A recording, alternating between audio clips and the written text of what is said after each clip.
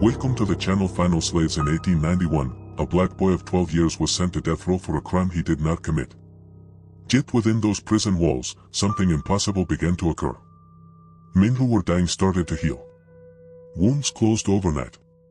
And the guards understood they held someone who could perform miracles. This is the true account of John Duncan, the boy who could cure anything except the hatred within people's hearts. March 1891, Yazoo County, Mississippi. Young Duncan was only 12 when they came for him. A quiet boy he was, small for his age, with gentle eyes and soft hands. Everyone in Cypress Landing's black community knew him. He helped the elderly carry water. Every Sunday he sang in church. Trouble he never caused. But none of that mattered after two white girls were found dead near the cotton fields. Before we continue with this incredible story, do not forget to subscribe to the channel and comment below which city you are watching from. Thank you. And now we return to the story. The sheriff found John sitting beneath an old oak tree, crying. His hands were dirty with salt. Beside him, the two girls lay on the ground, wildflowers placed carefully in their small hands. Their white dresses were stained with dried blood. John tried to explain. He said he had found them like that, already gone. He said he had tried to help them, tried to wake them.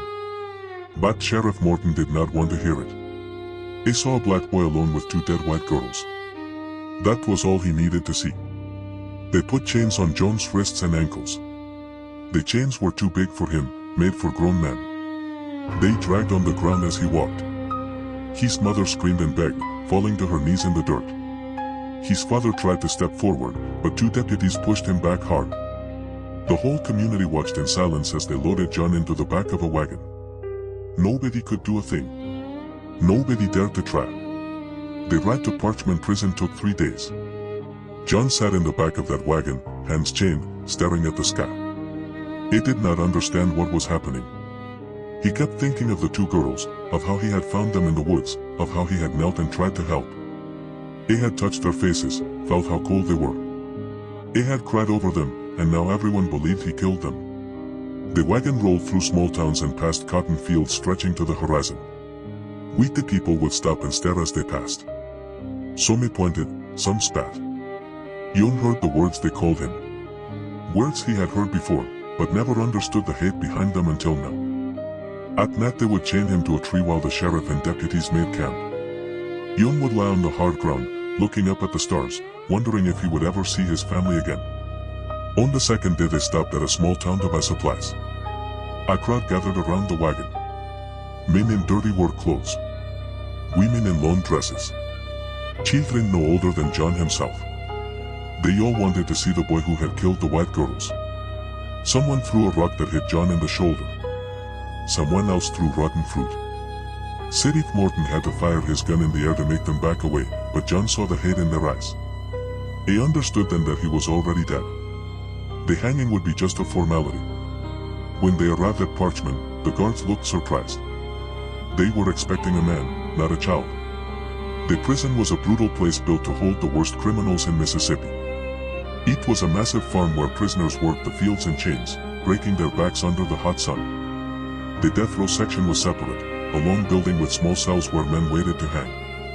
Deputy Warden Thomas Mitchell was the first to really look at John. Mitchell was 45, a tall man with gray hair and tired eyes.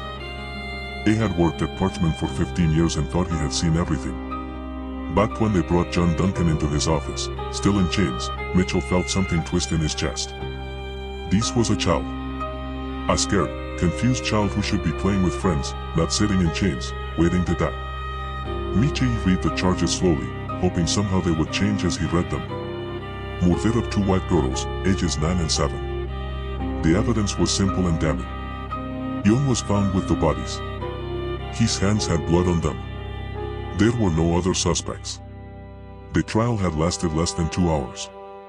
The jury, all white men, took 10 minutes to decide. Guilty. Sentence, death by hanging to be carried out on June 15, 1891. John did not speak much those first days. They put him in a cell at the end of death row, away from the adult prisoners. The cell was 6 feet by 8 with a metal cot, a bucket for waste, and nothing else. The walls were stone, cold and damp, even in the warm spring air. A single barred window sat high up on one wall, too high for John to see out of. At night, John could hear the other prisoners talking, cursing, crying. So many of them screamed in their sleep. The sound of chains dragging on concrete never stopped. There were 7 other men on death row. Most of them were white. They had killed in bar fights or robbed and murdered travelers or done things even worse. At first, they did not pay much attention to the new arrival. But when they realized it was a child, a black child at that, some started calling out to him, asking what he did, making jokes. Some were cruel, some were curious. One old man named Henry Walsh, waiting to hang for killing his business partner, told the others to leave the boy alone. Walsh had grandchildren about John's age. Mitchell assigned guard Paul Hendricks to watch over the death row section. Hendricks was a hard man, 38 with scarred knuckles and a face that rarely smiled. He had fought in barrooms and back alleys most of his life. He came from nothing, grew up rough, learned early that the world gave you nothing for free. He did not like his job much, but it paid better than field work and kept him out of the sun. When Mitchell told him about the boy, Hendricks just shrugged. He did not care who was in the cells as long as they stayed quiet and caused no trouble. But Hendricks found himself watching John more than he expected. The boy was so small in that cell. He would sit on his cot with his knees pulled to his chest, arms wrapped around his legs, staring at nothing. Sometimes Hendricks would hear him singing quietly. Old church songs that Hendricks recognized from his own childhood, before life beat the religion out of him. The boy's voice was sweet and clear, echoing off the stone walls in a way that made even the hardest prisoners stop and listen. Something started happening almost immediately after John arrived. Something nobody could explain. 3 days after John got to Parchment, a prisoner named Samuel Cross started screaming in his cell. Cross was a white man, 40 years old, waiting to hang for killing a store owner during a robbery. He had been sick for weeks with a fever that would not break. The prison doctor, an old drunk named Foster who barely knew medicine, said it was probably pneumonia, and there was not much they could do. In 1891, pneumonia was a death sentence more often than not. That night, Cross's screaming got so bad that Hendricks went to check on him. The man was burning up, shaking violently, barely breathing. His skin was pale as paper and slick with sweat. His eyes were rolled back in his head. Hendricks figured he would be dead by morning. Maybe that was a mercy, better than hanging. He walked past John's cell on his way back to his post and the boy was standing at the bars watching with those big sad eyes. His small hands gripped the metal bars tight. Hendricks stopped. "What are you looking at, boy?" John did not answer right away. Then he said softly, "That man is real sick. He's scared." Hendricks grunted. "Yeah, well, he's dying. Nothing to be done about it." John kept staring toward Cross' cell. "Maybe there is," he whispered. So quiet Hendricks almost did not hear it. The next morning, Samuel Cross was sitting up in his bed, eating the awful prison breakfast like it was a feast. The fever was gone. His breathing was normal. His color was back. He said he felt better than he had in months.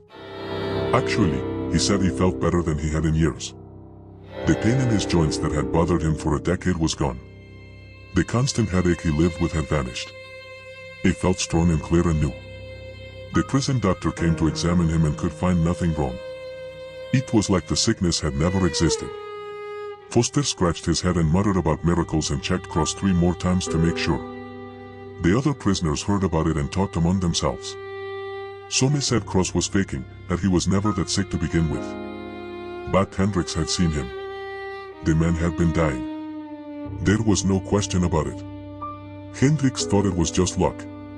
Sometimes people got better on their own. The body was strange like that, unpredictable. He had seen men survive things that should have killed them and seen men die from small wounds that seemed like nothing. But then it happened again. A week later, another prisoner named James Wilson cut his hand badly on a piece of broken metal he was trying to shape into something useful. Prisoners were not supposed to have metal, but they always found ways. The wound was deep, bleeding heavily down to the bone. The doctor stitched it up with thick black thread, but said it would probably get infected. Back then, infections killed people all the time. There were no antibiotics, no real medicine. A bad cut could mean death, especially in a place as dirty as a prison. Wilson's cell was 2 down from John's. That night, Hendricks heard Wilson groaning in pain. He went to check and found the man holding his bandaged hand, rocking back and forth. The bandage was already soaked through with blood. Hendricks gave him some whiskey to help with the pain and left. When he came back an hour later to check again, John was standing at his cell bars, staring in Wilson's direction. His small hands were gripping the metal bars so tight his knuckles were white.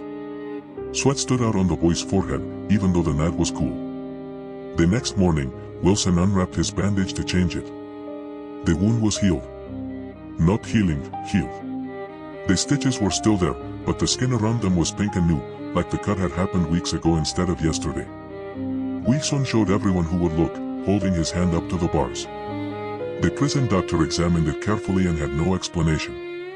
He wrote in his report that he must have been mistaken about how deep the cut was, but Hendricks had seen it. He knew how bad it was. Hendricks started to notice a pattern. Every time someone got sick or hurt on death row, they got better. And every time it happened, that boy John was standing at his bars, watching, or sometimes lying on his cot with his eyes closed and his hands pressed together like he was praying. A prisoner with a rotten tooth that had caused him agony for months woke up one morning pain-free. The tooth somehow saved. A man with terrible stomach cramps that lasted for days suddenly felt fine. A guard who twisted his ankle badly walking down the stairs could walk normally the next day. It all started after John Duncan arrived. Michi noticed it, though. He was a careful man, trained to see patterns, to notice when things were not right. He started keeping records, writing down every incident in a leather notebook he kept locked in his desk. A prisoner's name, what was wrong with them, when it got better, and whether John had been nearby. The pattern became impossible to ignore. One night, Mitchell went down to death row alone. It was late, past midnight. Most of the prisoners were asleep. The only sound was snoring and the occasional cough. He walked slowly to John's cell, his boots echoing on the stone floor. He found the boy sitting on his cot, knees pulled to his chest, staring at the wall. Jon looked up when he heard footsteps. His eyes were red like he had been crying. Michi pulled up a stool and sat down outside the cell bars. For a long time, neither spoke. Then Mitchell asked him directly, keeping his voice low so the other prisoners would not hear. "Son, are you doing something to these men? Are you helping them somehow?" Jon did not answer right away. He looked down at his hands, turning them over slowly, studying his palms like they belonged to someone else. Then he nodded once. Michi felt his heart beat faster. He had suspected it, but hearing the boy confirm it made it real. How? How are you doing it? John's voice was so quiet Mitchell had to lean closer to hear. "I don't know how, sir. It just happens. When someone's hurting real bad, I can feel it. Like their hurt is inside me too. And if I think about them hard enough, if I really want them to be okay, sometimes the hurt goes away. It moves from them to me and then it just disappears." Michi asked if it hurt John when he did it. The boy nodded again, more firmly this time. "Yes, sir. It feels like their pain moves into me for a little while. Sometimes it's real bad, like burning or being cut, then it fades away slow. But I get real tired after. Real tired, like if I've been working in the fields all day." He paused, then added, "My mama always said I had a gift. She made me promise not to tell nobody. Said people wouldn't they understand. They would be afraid or they would use me." Michi sat there for a long time looking at this child who could do impossible things. His mind raced with questions, with doubts, with wonder. Finally, he asked John what really happened that day in the woods with the two girls. John's eyes filled with tears that spilled down his cheeks. He said he was walking home from helping Mrs. Patterson with her garden. She was an old woman who lived alone, and John would go help her pull weeds and carry water twice a week. It was late afternoon, the sun getting low. He heard crying in the woods and went to look. He found the two girls lying there in a small clearing, bleeding from wounds in their chests. Their eyes were open, but not seeing. He ran to them, knelt down, tried to use his gift to heal them like he had healed others before, but they were already gone. It was too late. The gift did not work on people who were already dead. He had tried so hard, concentrating until his head hurt, until his nose bled, but nothing happened. They stayed cold and still. He had cried over them. These two little girls, he did not even know. They had placed wildflowers in their hands because it seemed like the right thing to do, something respectful. And that's when Sheriff Morton found him. Young said he had the gift for as long as he could remember. When he was little, maybe 5 years old, his grandmother got sick with a bad cough that would not go away. She got weaker and weaker until she could barely get out of bed. Young had climbed into bed beside her one night and held her hand, wishing real hard for her to get better, praying to God to help her. The next morning, she was fine. The cough was gone. She got up and made breakfast like nothing had happened. His mother saw it happen again when John was 7. A neighbor's dog got hit by a wagon. Its leg broken bad. Everyone said it would have to be shot. But John had touched the dog and the next day it was running around like normal.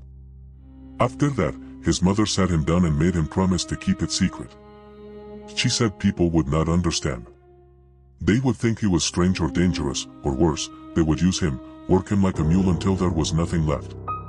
So John kept it secret, only using his gift when nobody was looking, when he could help without being noticed. But that day in the woods, he panicked. He tried so hard to bring those girls back that he did not hear the sheriff coming. Did not realize how bad it looked. A black boy kneeling over 2 dead white girls with blood on his hands. By the time he understood what was happening, what they thought he had done, the chains were already on him, and nobody would listen to his explanation. Nobody wanted to hear the truth.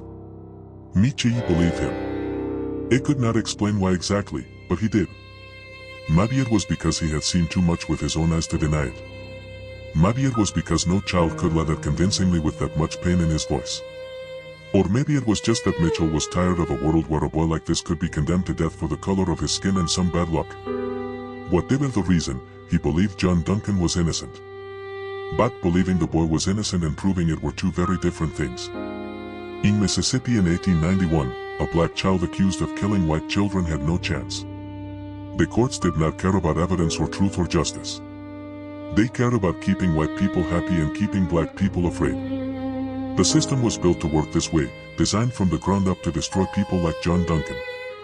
Word about John's gift started spreading through the prison.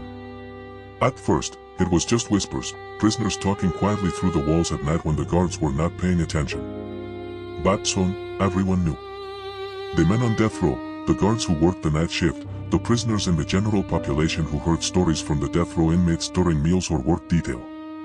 Some of the prisoners started asking for John's help directly, calling out to him through the walls. Men with old injuries that never healed right.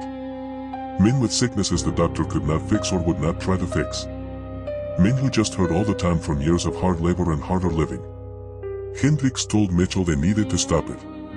If word got outside the prison walls, there would be trouble.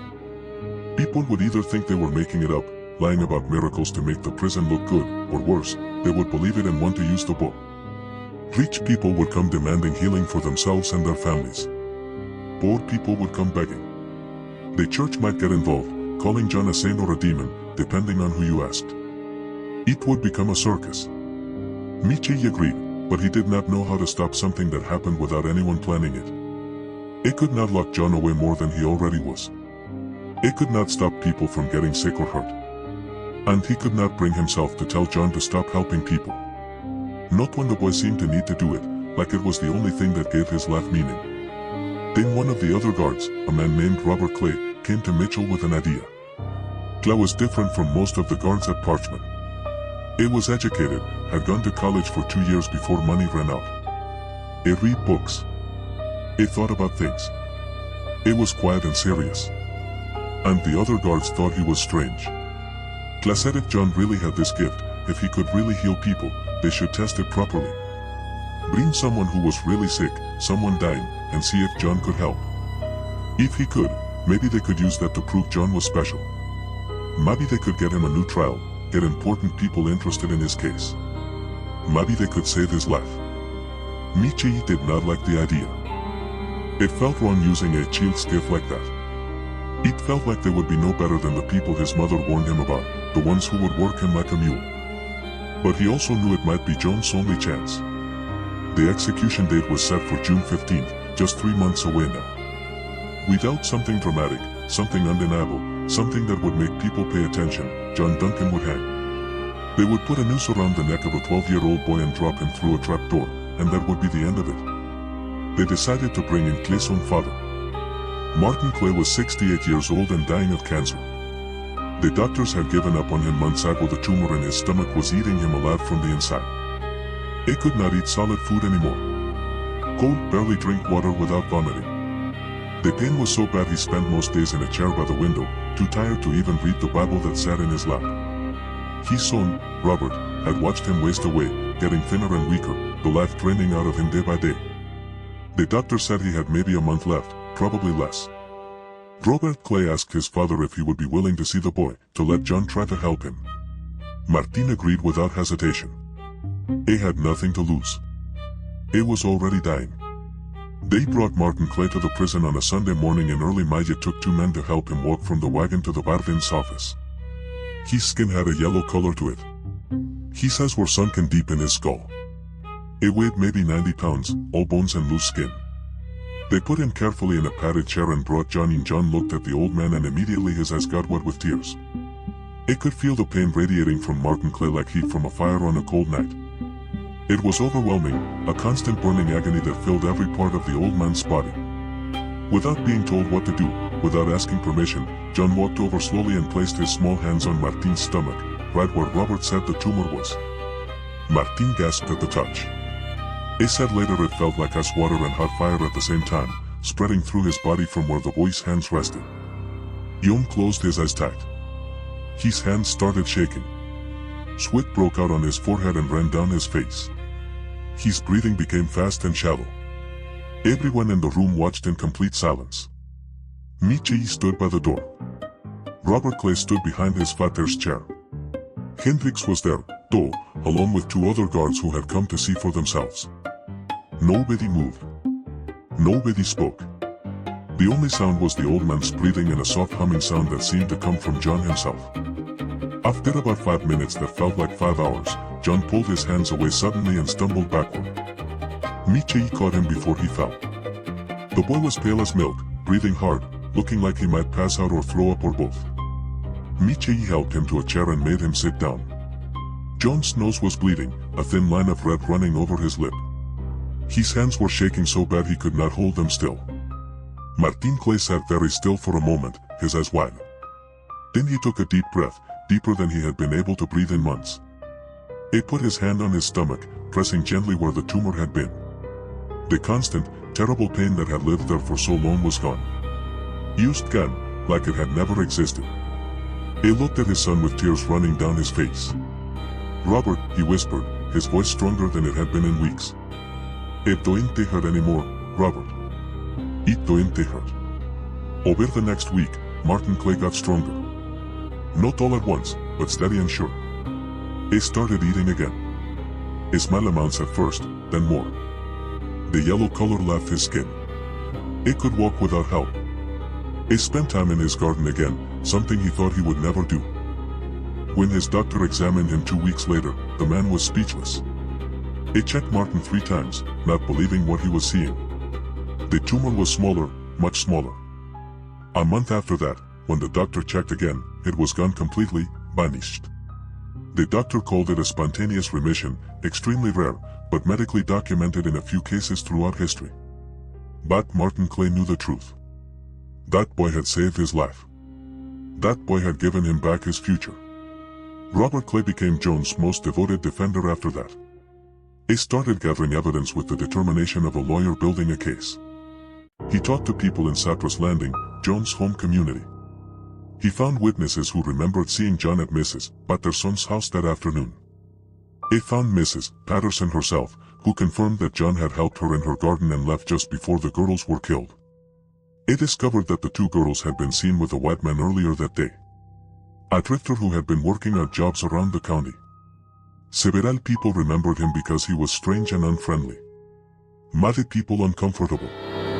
That man had left town the day after the girls died and nobody knew where he went. Clay wrote letters to lawyers in Jackson, in Memphis, in New Orleans. He wrote to newspapers trying to get them interested in the story. He wrote to ministers and church leaders thinking they might care about a boy who could heal. He even wrote to the governor, though he did not expect anything to come from that.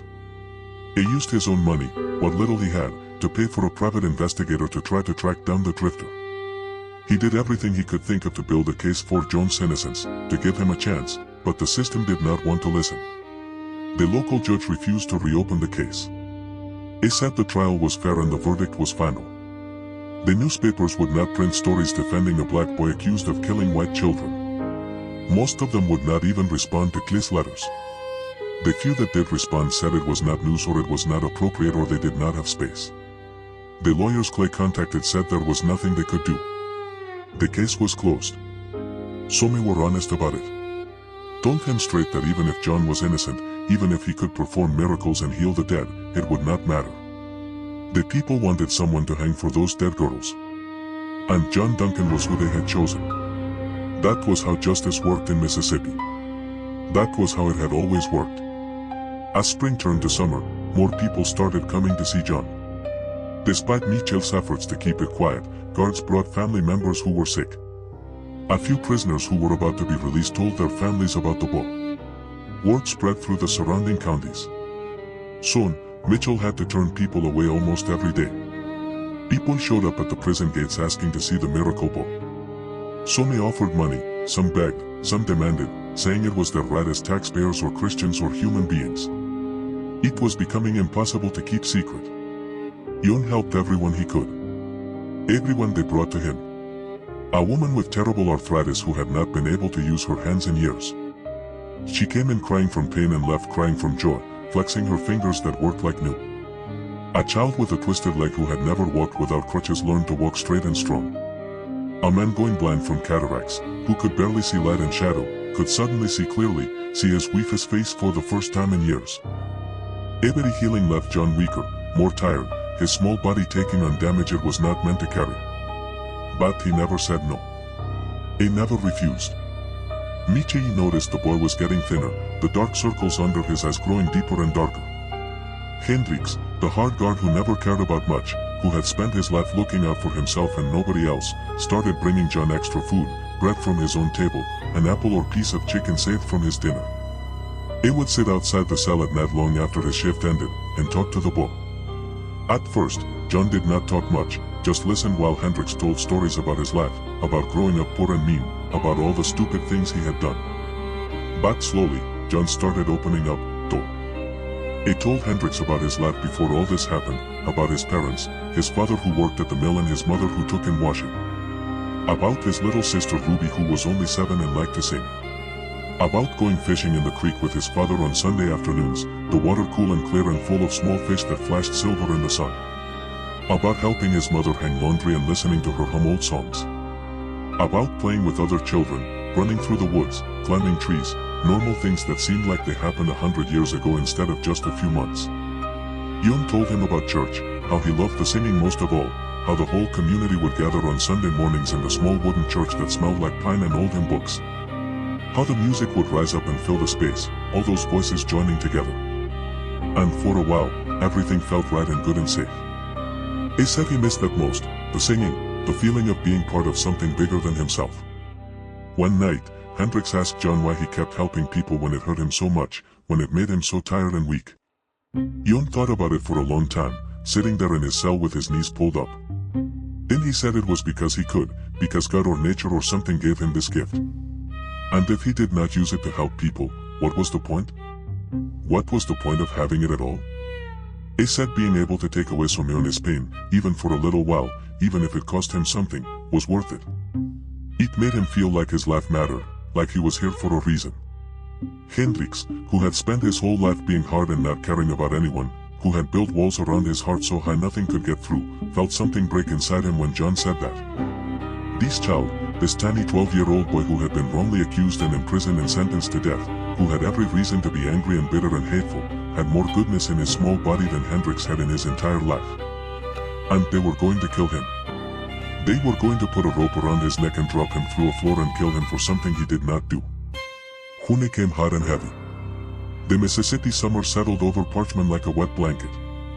The prison felt like an oven during the day. The stone walls holding in heat until you could barely breathe.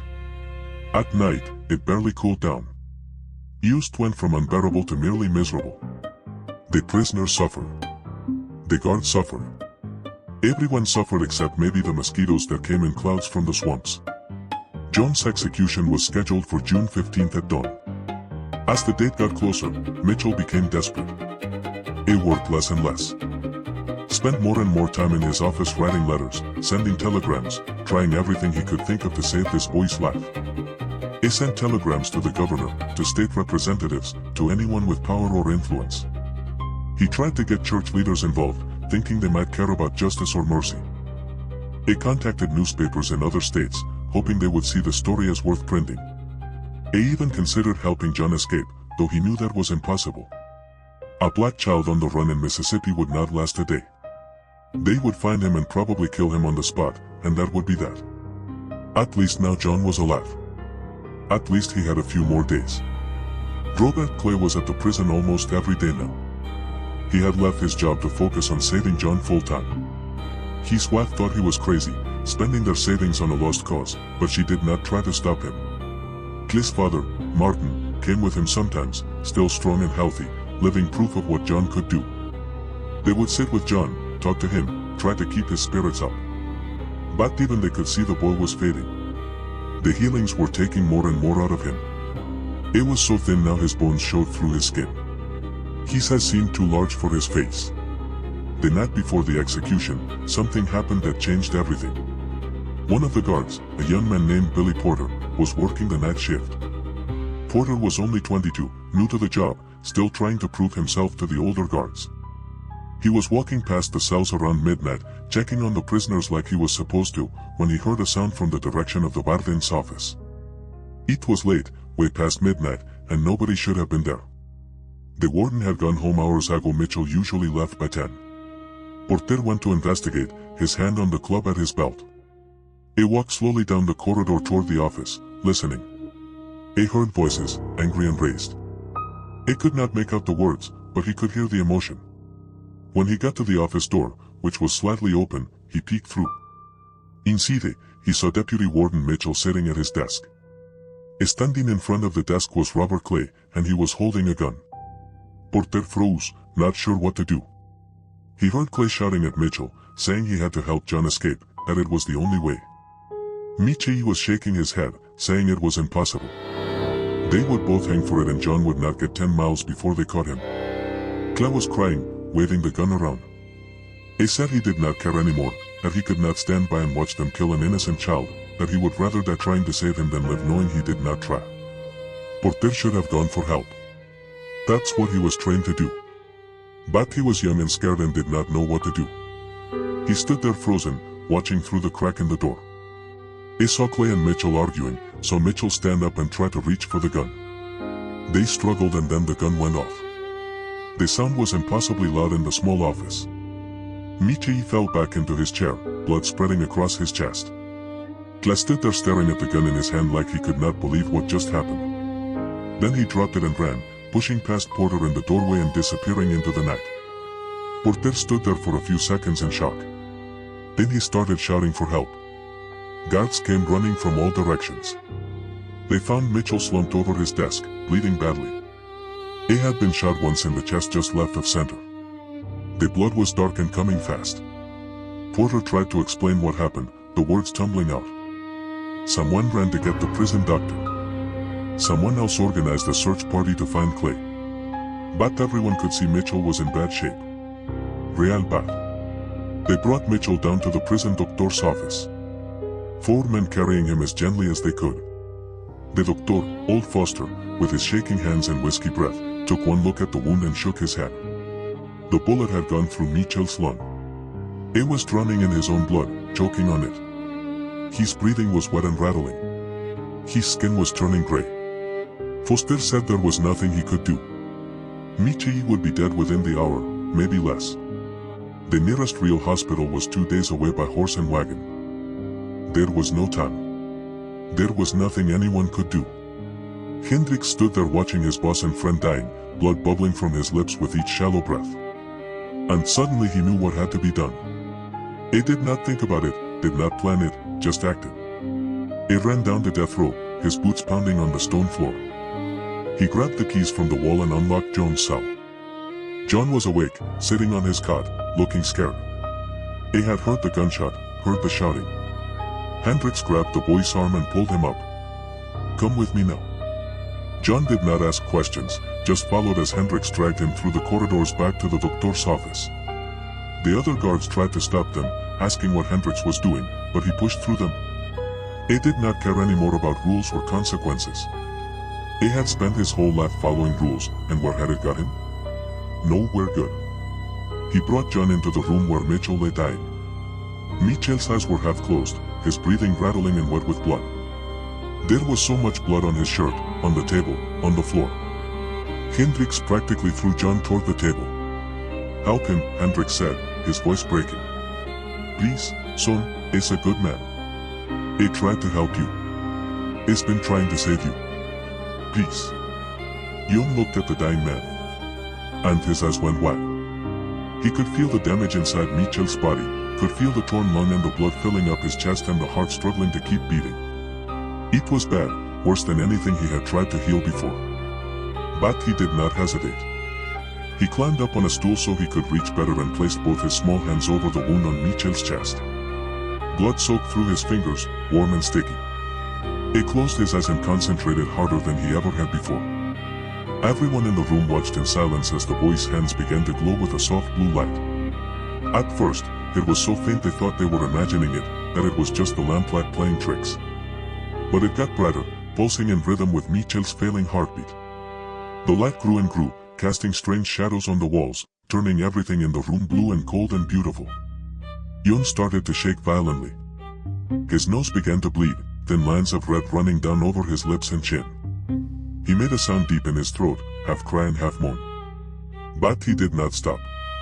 He kept his hands pressed to Mitchell's chest, even as his own body trembled and shook. The light got brighter and brighter, so bright that everyone had to look away to shield their eyes. It filled the room like lightning, like the sun itself was shining through that boy's hands. Then suddenly it stopped. The light vanished like someone blew out a candle. John collapsed, his small body crumpling like paper. He fell off the stool and hit the floor hard. Hendricks caught him, rolled him over. The boy's eyes were open, but not seeing anything, staring at nothing. Blood ran from his nose and ears, staining Hendricks' shirt. His breathing was shallow and fast like a bear's. When Hendricks picked him up, the boy felt like he weighed nothing at all, like he was made of paper and air and light instead of flesh and bone. Everyone rushed to Mitchell. He took a deep breath, then another, clear and strong. The wet rattling was gone. The blood stopped flowing from the wound. Someone opened his shirt to look and gasped. Where the bullet hole had been, there was only pink new skin. The bullet itself had been pushed out somehow, lying on the table in a pool of blood. Mitchell's eyes opened fully. He looked around confused, touching his chest. "What happened?" he asked. His voice was steady and strong. "I feel fine. I feel good." But John did not move. They carried the boy back to his cell and laid him on the cot as gently as they could. The doctor tried to examine him, but did not know what was wrong. There were no visible injuries except the blood from his nose and ears. His heartbeat was weak and irregular. His skin was cold as ice. His eyes were open but seeing nothing. It was like he was fading away from the inside, piece by piece, like a candle burning down to nothing. Mitchell, fully healed now like he had never been shot, sat beside John's cot and held the boy's small, cold hand. He was crying, tears running down his face into his beard. "What did I do?" he kept saying over and over. "What did I do to him? He saved me and I killed him. What did I do?" John opened his eyes once, several hours later. The sun was starting to come up, pink light filtering through the high window. He looked at Mitchell and smiled just a little, his lips barely moving. "It's okay," he whispered, his voice so faint Mitchell had to lean down close to hear. "You're a good man. You tried to help me. I know you tried. It's okay." Then his eyes closed again, and he did not open them for a long time. Dawn came on June 15th, the day John was supposed to hang. But instead of preparing an execution, the guards stood around his cell watching a child die slowly. Mitchell sent word to cancel everything. He told them to dismantle the gallows, to send the witnesses home. He did not care anymore about orders or the law or what people would say. If they wanted to fire him, let them. If they wanted to charge him, fine. He was not going to let this boy's last hours be spent preparing to kill him. They caught Robert Clay trying to board a train in Jackson, trying to leave the state. The local sheriff brought him back to Parchman to face charges for shooting Mitchell, but Mitchell refused to press charges. He said it was an accident, that the gun went off during a struggle over something else entirely, that Clay was trying to leave for personal reasons that had nothing to do with the shooting. The sheriff did not believe him, but without Mitchell's cooperation, there was no case. They had to let Clay go. Clay went immediately to the prison when he heard John was dying. They let him in. He ran down the death row and fell to his knees beside John's cot. The boy was barely conscious by then. 3 days had passed since he healed Mitchell. In that time, he had not eaten or drunk anything. His body seemed to be shutting down system by system, like a machine running out of power. Clay sat beside him and cried like a child. He told John he was sorry, that he never meant for any of this to happen, that he only wanted to save him. John squeezed his hand weakly, the only sign that he heard. Mitchell finally sent word to John's parents on the 4th day. He should have done it sooner, but he kept hoping the boy would get better, that he would not have to make that terrible letter. But John was getting worse, not better. His breathing was shallow and irregular. His skin was gray. His eyes stayed closed. The doctor said there was nothing medically wrong with him, but he was dying anyway. Dying from the inside out. John's parents came as fast as they could, traveling 2 days without stopping to rest or sleep. When they finally arrived at Parchman and the guards brought them down the death row, John's mother saw her son lying on that narrow cot and let out a sound that nobody who heard it ever forgot. It was not a scream or a cry. It was something deeper and more terrible, a sound of pure grief that seemed to come from the bottom of her soul. She ran to the cell and the guards unlocked it quickly. Letting her in, she climbed into the narrow cot with John, gathering his small, thin body into her arms. She held him against her chest, rocking him like she did when he was a baby, when he was small and innocent, and the world had not hurt him yet. She sang to him old songs from when he was little. Her voice broken and raw, but still beautiful. His father stood at the bars, one hand reaching through to touch his son's foot, unable to speak through his tears. John woke up one more time on the morning of the 6th day after he healed Mitchell. His mother and father were there. So were Mitchell, Hendricks, Clay, and a dozen guards who had come to know the boy, who had watched him heal others, who had seen the goodness in him. John looked at each of them with clear eyes, more clear than they had been in days. He seemed at peace. He spoke quietly, but everyone heard him. He said he was not afraid. He said he understood why things happened the way they did, even if it did not seem fair. He said the gift was never really his anyway. It just moved through him like water through a pipe. And now it was time to let it go. He told his mother not to be sad, that he got to help a lot of people and that was more than most people got to do in a whole lifetime. He told his father to take care of Ruby, to make sure she went to school and learned to read. He said he was tired, so tired, and he just wanted to rest now. Then he looked at Mitchell and asked him for one last favor. He asked if Mitchell would make sure people knew the truth, that he did not kill those girls, that he only ever tried to help people, that he used his gift for good. Mitchell promised through his tears. He swore on everything he had, on his life, on his soul, that he would tell the truth, that he would make sure John Duncan's name was clear. John smiled. He closed his eyes and took his mother's hand and his father's hand. He whispered one more thing, so quiet they could barely hear. Tell Ruby I love her. Tell her to sing for me. And then he was gone. Used like that, gentle and quiet, like falling asleep. His breathing stopped. His heart stopped. The life left his body. And he was at peace. John Duncan died at peace in the morning on June 18, 1891. He was 12 years old. He had lived in that prison cell for exactly 3 months and 1 week. The official cause of death was listed as heart failure by the prison doctor, who had no other words for what happened. But everyone who was there knew the truth. John had given everything he had to heal others. He had burned himself out like a candle, using up every bit of light inside him until there was nothing left. He had saved so many people that he could not save himself. They buried John in the prison cemetery in Hard, Mississippi, ground under a pine tree. The grave was marked with just a wooden cross and his name carved into it. John Duncan 1879 a 1891. His parents wanted to take him home, wanted to bury him in the community cemetery in Cypress Landing where his grandmother was buried, where he belonged, but the state would not allow it. Technically, he was still a convicted prisoner. His name had not been cleared yet. So he stayed there at Parchman, far from the family and community that loved him. But Thomas Mitchell kept his promise. He spent the next 6 months of his life working to clear Jones' name. He compiled all the evidence Robert Clay had gathered. He wrote detailed reports about everything that happened at the prison, about the healings, about the kind of boy John was. He found more witnesses. He tracked down people who had seen the drifter with the girls. He worked day and night, barely sleeping, driven by guilt and grief and determination. Finally, in December of 1891, the state agreed to reopen the case. We saw the new evidence, with multiple witnesses, with the pressure Mitchell and Clay had brought to bear. They could not ignore it anymore. A new hearing was held. The judge reviewed everything, and on Christmas Eve 1891, John Duncan was officially declared innocent.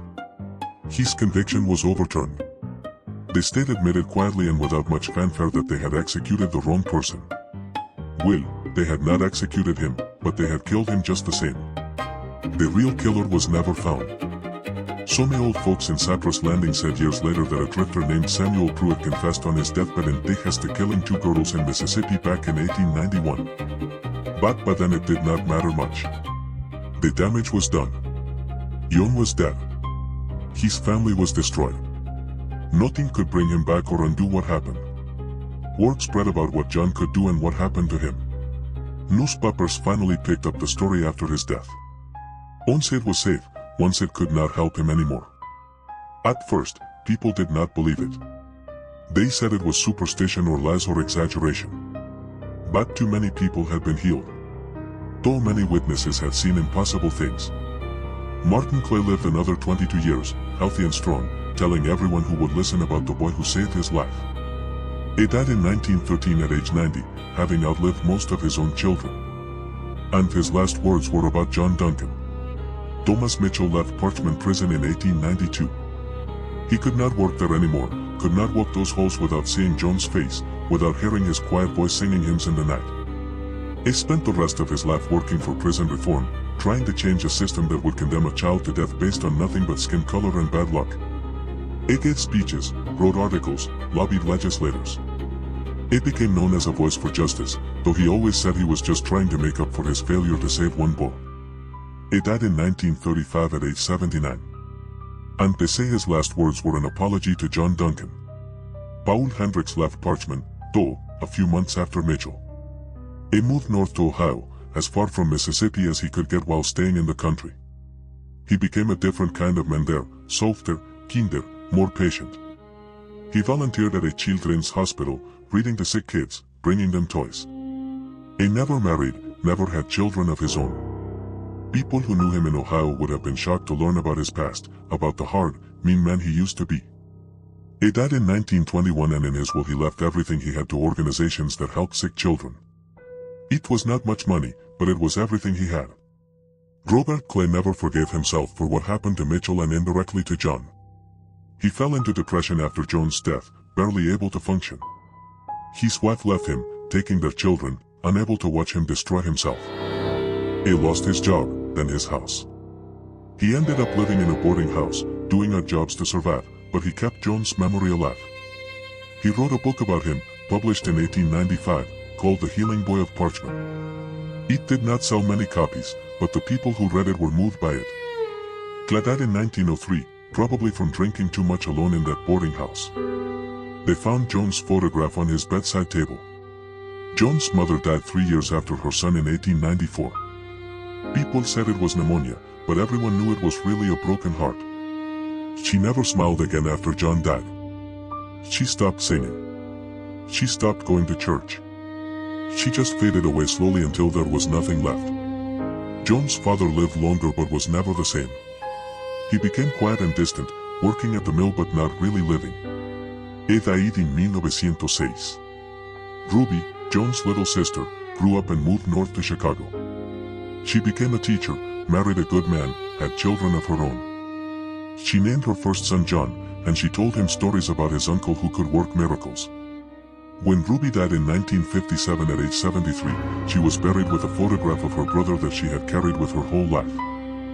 Over the years, people started visiting John's grave at Parchman. At first just a few people, family members or people from Cyprus Landing who remembered him, then people who had heard the stories, then people who had been healed by him or children and grandchildren of people who had been healed. They brought flowers. They brought prayers. They brought small tokens, things John might have liked. Some brought their sick children and prayed over the grave, hoping for healing, even though John was long gone. They said sometimes they felt a warmth in the air around the grave, like John was still there somehow, still trying to help. The wooden cross rotted away after a few years, weathered by sun and rain. Someone from the community replaced it with a stone marker in 1895. Then in 1910, someone else paid for a proper headstone made of marble. It had an inscription that read, John Duncan 1879 to 1891. He healed the sick and loved his enemies. Gone but never forgotten. By 1920, there was a small fence around the grave painted white, kept neat by volunteers. People left flowers there year-round. On the anniversary of his death, June 18th, people would gather for a memorial service. They sang the old hymns John used to sing. They told stories about him. They reminded each other that one boy, one small, powerless boy, had changed dozens of lives just by refusing to let hate and fear turn him cruel. Medical science would eventually explain some of what John could do, or at least try to. Doctors and researchers became interested in cases of spontaneous healing, in the power of touch and belief, in things that seemed impossible but happened anyway. Some said John had been a fraud, that the healings were coincidences or misdiagnosis. But they could not explain Martin Klee's tumor vanishing. They could not explain wounds closing overnight. They could not explain a bullet wound healing in seconds. So mostly they just avoided talking about it because it did not fit into their understanding of how the world worked. But no scientific explanation could capture what John Duncan really was. It was a boy who chose kindness in a world full of cruelty. It was someone who gave everything, literally everything, to help others. It was proof that real power does not come from violence or hate or fear, but from love and compassion and the willingness to sacrifice yourself for someone else. The prison at Parchment still stands today, though it has been rebuilt and changed many times over the years. But the old death row section where John spent his last days was torn down in 1934. So many of the guards who worked there before it was demolished swore they could hear a child singing at night when they worked late shifts. They said the voice was beautiful and sad, singing old hymns that their grandmothers used to sing.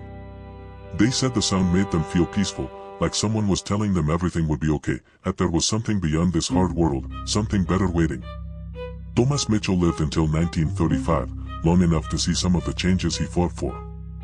In his final days, surrounded by children and grandchildren, he told the story one more time about John Duncan, about the bullet wound that should have killed him, about the boy who gave his own life to save a man who could not save him in return.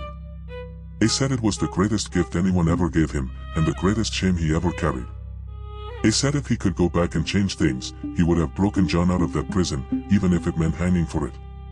He would have done anything to save that boy. The truth is, nobody really knows what John Duncan was or how he did what he did. Maybe it was a gift from God. Maybe it was something in his body, some genetic accident that science still cannot explain. Maybe it was just love made visible. The purest form of human compassion turned into something physical and real. Or maybe it was all three at once, or something else entirely that we do not have words for. What we do know is this. In 1891, a 12-year-old black boy was sentenced to death for a crime he did not commit. And in the short time he had left, facing his own death, he chose to heal instead of hate. He chose to give instead of take. He chose to love people who were part of the system killing him. That is not just a miracle of the body. That is a miracle of the soul. That is proof that even in the darkest places, even in the most broken systems, even when the world is cruel and unjust and wrong, there can still be light. There can still be goodness. There can still be hope. John Duncan's gift was not just healing bodies. It was healing souls. Everyone who met him, everyone who witnessed what he could do, everyone who heard his story was changed by it. Some became better people. Some fought harder for justice. Some simply remembered that there is more to this world than what we can see and touch and understand. Some realized that every single person, no matter how small or powerless they seem, has the ability to change the world. The boy who could heal anything except the hatred in people's hearts did not actually fail at that either, because his story, his sacrifice, his choice to love instead of hate changed hearts too. Maybe not all of them. Maybe not even most of them, but some. And sometimes some is enough. Sometimes one light in the darkness is enough to help others find their way. More than 130 years have passed since John Duncan died in that prison cell. The world has changed in ways he could not have imagined. But his story remains, passed down through generations, told and retold, reminding us of something we too often forget. That kindness is its own kind of power. That love can overcome hate. That one person's choice to be good can ripple out through time and touch lives they never even knew existed. Today, if you visit the old Parchment prison grounds, you can still find John's grave. It is well maintained now, a historical site that people visit from around the country. The marble headstone stands, though weathered by more than a century of rain and sun. Fresh flowers are always there, left by visitors who never knew John, but who know his story. Some may leave notes, prayers, wishes. Some may leave coins, an old tradition meaning someone was there, someone remembered. Some may just stand there for a while, quiet, thinking about a boy who died more than 100 years ago, but whose light still shines. And if you stand there long enough, quiet enough, some people swear you can feel something, a warmth in the air, a sense of peace. Like John Duncan is still there somehow. Still watching over the place where he spent his last days, still sending out healing and love into a world that needs it just as much now as it did then. That is the last light of John Duncan. Not the glowing hands or the impossible healings, though those were real and witnessed by dozens of people. The real last light is the choice he made, the example he set, the reminder he left us that we always have a choice about who we want to be and how we want to treat others. That no matter what the world does to us, no matter how much it hurts us or judges us or condemns us unfairly, we can still choose love. We can still choose kindness. We can still choose to heal instead of harm. And that light, that choice, that example will never fade. It will keep burning as long as someone remembers his story and decides to be a little more like him. As long as someone chooses compassion over cruelty. As long as someone reaches out to help another person even when it costs them something. That is John Duncan's real gift to the world. Not healing, but hope. The hope that we can be better than our worst moments. The hope that love really is stronger than hate. The hope that one small light really can push back the darkness. John Duncan lived 12 years. He spent his last 3 months and 1 week in a prison cell, condemned to die for something he did not do. But in that short time, that terrible time, he showed more grace and goodness than most people show in a lifetime. He healed bodies and souls. He changed lives. It proved that the measure of a person is not how long they live, but how fully they love. And more than 130 years later, we are still talking about him. We are still inspired by him. We are still trying to understand how one small boy could have such a big impact. That is the real miracle. That is the real gift. That is the last light of John Duncan still burning bright, still showing us the way, still reminding us that in the end, love wins always.